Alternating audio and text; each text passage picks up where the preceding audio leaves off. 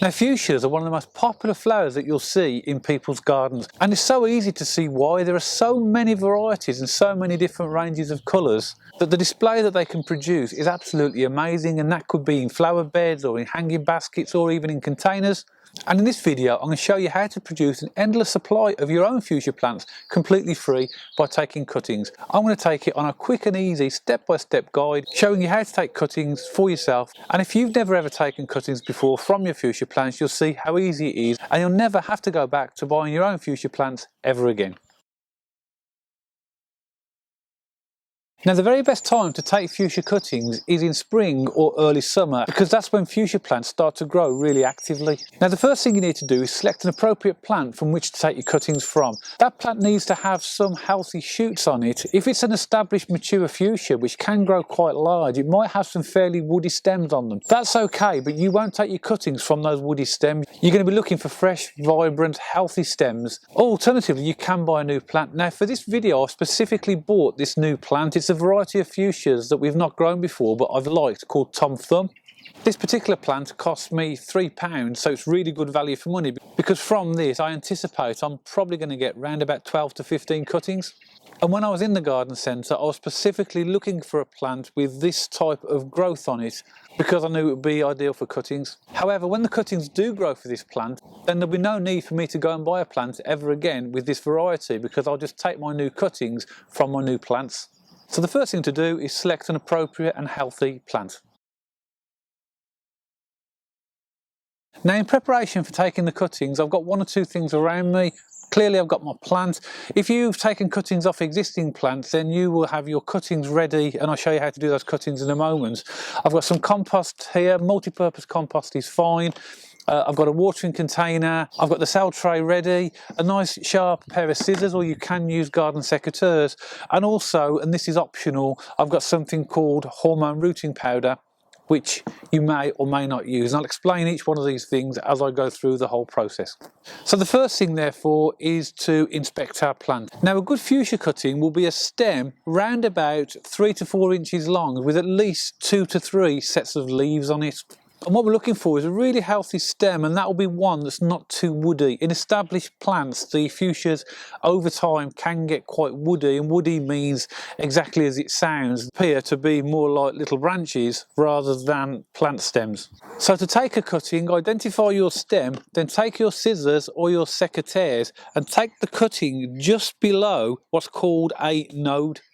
Now a node on a stem is the junction of where the leaves are. I've taken the cutting just below where the leaf junction is, or where the node is, and that's a good place to take it because a lot of the growth hormones are centered around those positions, because that's where the energy of the plant is put into developing the leaves and eventually the flowers. So just below the node is where you will take the cutting. So I'm just going to move the plant out the way so you can see the stem. Now this has still got leaves on it. It's a nice healthy stem. Now what I'm going to do is gently pinch off the leaves at the lower level, and I'm going to do that most of the way up the stem and just leave a few leaves on top. Now when you're doing this, it might seem a little bit harsh and barbaric, but effectively all you're leaving yourself is a very thin stem. But the reason for taking these leaves off is that you want to focus the energy on producing the roots, and if there are leaves left on the plant, then the stem will continue to put energy in developing and growing the leaves, which you don't want. All you want is just a few leaves on top. Now with this stem, because I've got a node where the leaves are at the top here, and 1, 2, 3, 4 further nodes just below it, I'm not going to need all those nodes. So what I'm going to do is I'm going to take my scissors, I'm going to cut off just above the last but one node and cut it at an angle, and that'll provide a nice cutting for me.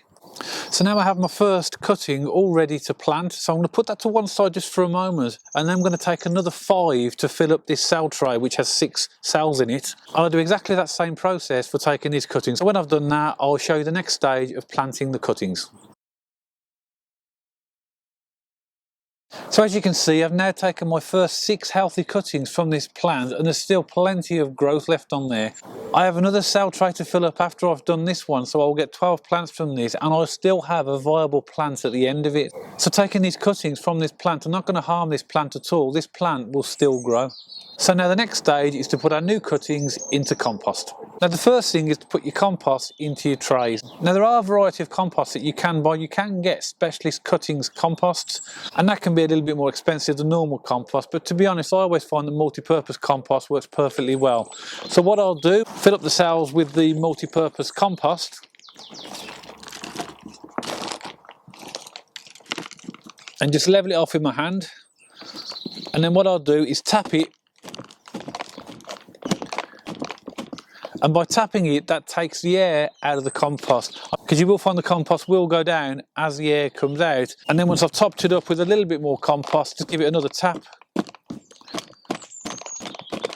I'm not going to try and push the compost down with my hands or compact it in any way, because I want to encourage the compost to be as loose as possible, and that encourages the roots to grow. Now the next thing is to put those cuttings into the compost. As I mentioned at the beginning of the video, you can buy something called hormone rooting powder, or you can get some rooting gels, which can be used to try and encourage root growth. These are optional, and you will find that cuttings will work without them. But for the purposes of the video, I thought it was worth mentioning this as well. And as it's reasonably inexpensive, it's worth maybe giving it a try. So rather than take your cutting and dipping the stem, what we should be doing is taking the lid off. I've got a small water bottle top, and I'm just going to scoop out just a little bit of rooting powder. Just put it on top of the tray there. The reason that you don't dip the stems into the rooting powder is if there's any bacteria or fungus or other contaminants in the stem or cutting that you've taken, if you were to dip it into the rooting powder, then you're going to contaminate the whole thing. So by taking some out, you're not going to waste any rooting powder if there's a problem with the stems.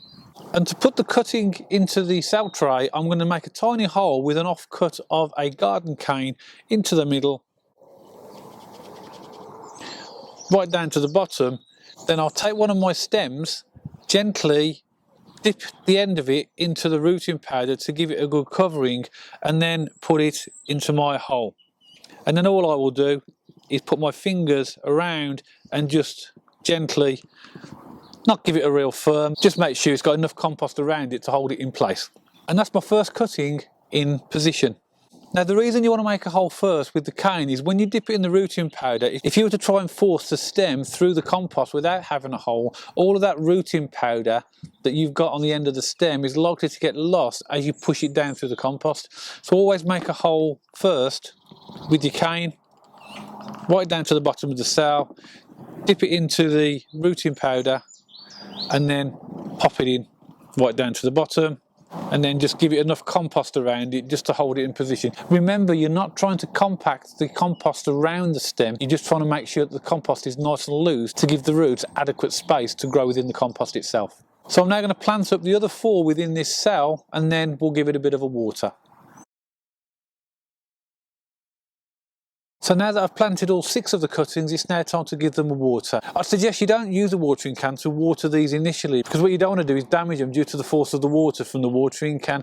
I've got a converted milk bottle here that's got little holes drilled in the top, and it gives a perfect amount of water into the cell tray. I'm going to give each of these cuttings a really good soaking so that the compost is nice and wet, and let that drain in. So now we have the cuttings taken and planted and watered. Then what we need to do is find the right conditions for these to grow in. Now for cuttings to really thrive, they need nice humid conditions. What you want to try and do is find a really nice position for them that doesn't have direct sunlight but provides enough warmth. One method of doing that is to provide a clear plastic polythene bag over the top of these. I could potentially put these types of supports in all 4 corners, and then put a plastic bag over top, and then put them in a nice suitable location. I, however, have the benefit of a propagator. It is a heated propagator, however, I'm not going to put the heat on. I'm just going to put these in the propagator without any heat at all, and that has a nice transparent lid, and that's in a really good location. Now I will check the cuttings on a regular basis to make sure they've got a certain amount of water, but what you must ensure you don't do is overwater these, because you could end up rotting the stems. So I'll check them every 2 to 3 days just to see if they need any more water.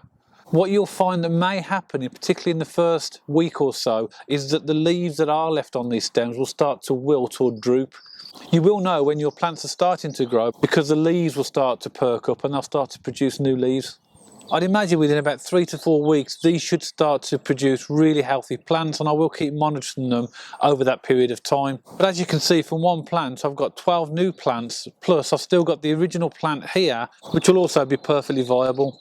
So I really hope you found this video interesting, and if you've never taken cuttings before, I hope it's encouraged you to give it a go, particularly if you've got existing plants. You haven't really got an awful lot to lose. You can take cuttings from your existing plants. All you'll need is some seed trays and a bit of compost, and as I've mentioned, the rooting powder is completely optional. So these and other cuttings should ensure that I've got a really lovely colourful display of fuchsias throughout the summer period in my garden. So I really hope you've enjoyed the video, and if you did, don't forget to give it a thumbs up, and if you want to subscribe to the channel for future videos on how to sow and grow fruit and veg and flowers and 1 or 2 recipe ideas, don't forget to press the subscribe button.